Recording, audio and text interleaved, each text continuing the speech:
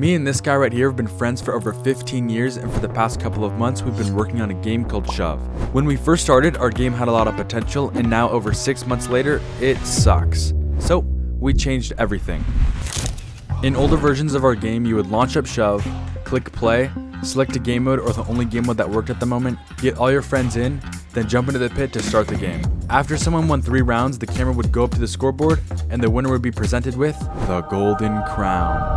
But this took forever. Playing with 4 players felt boring, slow, dry, bad, and realistically not fun.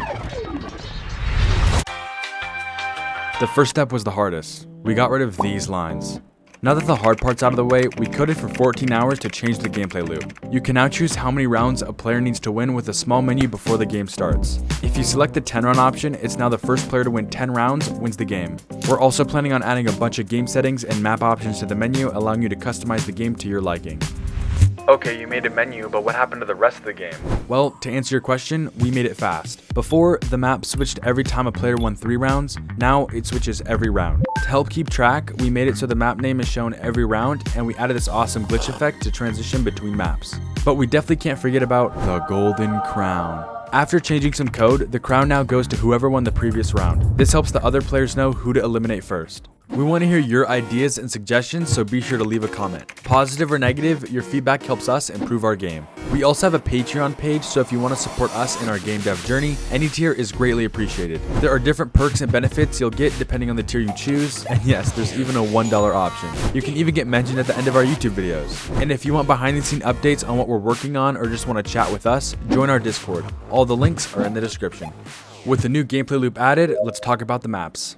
We've been working on the maps for a couple of months now, and our goal is 50 maps. Something that we haven't mentioned yet is the unique songs we have for each world. I'm definitely not a musician, but I think you'll really like some of the songs we've made so far. The song you're listening to right now is actually our Zenland theme. I added some code to the gameplay loop that makes it so every time the map switches, the music does too. But I'm the kind of person who doesn't like when games are blurring music in intense situations, so we try to put our songs in the background and not have them too loud. We're also planning on adding a volume option later down the line. While we show you the maps, here are a few of the songs we've made so far.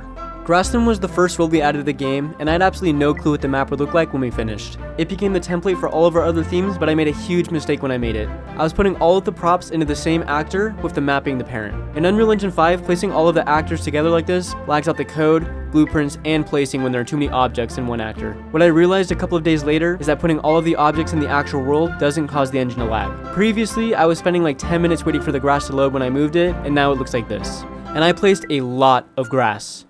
Iceland was also a struggle because I was still learning Unreal Engine 5 at the time, and making the player slide on the ice was less than ideal.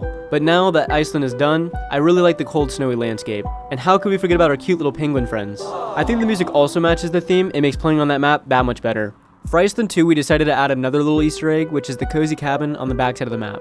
We're still designing and updating all of our worlds, so if you guys have any fun ideas or props we can add, be sure to let us know. Dryland was the third theme we finished. Unlike Iceland, the landscape is hot and arid. Cacti, rock formations, and bones are prominent on all of the maps. I also really like the color palette of the theme with the warm oranges and soft yellows. But watch out though, because one of the maps even has a temple with an evil crown on it, so don't get too tempted. Emberland was a hot success. After adding lava with the fire, I think the maps turned out great. I did my best to make the song intense to better fit the environment. We also decided to make the island shapes more unique, so that way we could add lava pools and lava rivers. In the game, there's nothing worse than getting burned to a crisp in the middle of a fight. To speed it up a bit, let's go over Zenland, Greekland, Farmland, and Rockland together. Zenland was made to be really calm and relaxing with the lush grass and simple terrain. You can find torii gates, lily pads, and square rocks within this world. Greekland, on the other hand, was made to resemble ancient Rome in the Colosseum. Gold statues and tall pillars litter the maps. Mason even modeled a really cool sword, and I think it matches the theme perfectly. Farmland was aimed at the rancher's life, where hay bales, silos, and water are prominent in this theme. We even added a tractor on Farmland 5 that harvests the field. This still needs a little work though, so we'll get back to that later. We can't forget Rockland either. Rockland was the last theme we finished and was definitely the hardest to get just right. In our third devlog, we introduced you to our first Rockland map, and it actually looked pretty good. But the island shape was really difficult to play on, so we decided to go with this instead. We added TNT, minecarts, torches, and a variety of ore. Anyways, some of you might have realized that was only 40 maps. For the last 10, the themes will be based on your ideas. Comment below what you would like to see in our game, and we will have a poll on our Instagram where some of your ideas will be voted on. The top 10 ideas will be featured in our next devlog. Yes.